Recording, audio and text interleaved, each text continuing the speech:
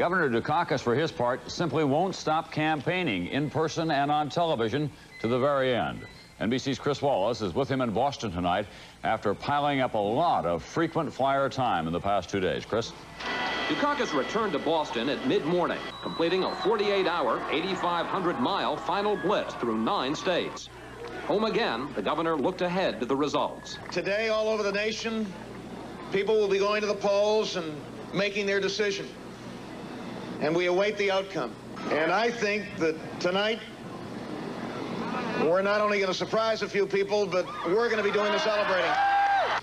But first, Dukakis went to a housing project near his home to vote and to declare his choice. I voted for Mike Dukakis and Lloyd Benson. Proudly. The candidate's 85-year-old mother, Euterpe, was confident. Victory. Having not been to bed since Saturday night, Dukakis then went home to rest and await the results, right? Wrong. He went on a 30-minute power walk carrying hand weights to unwind.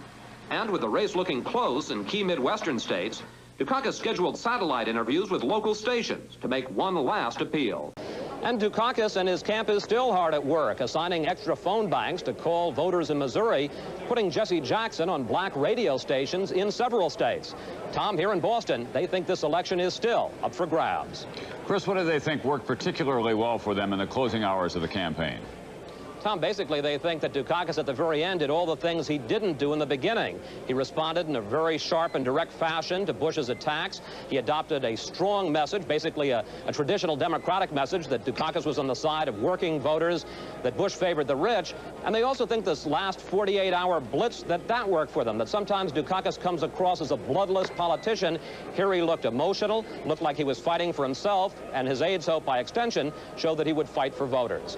Tom? Thank you very much, Chris Wallace, and he'll be there in Boston all night long with the Dukakis campaign.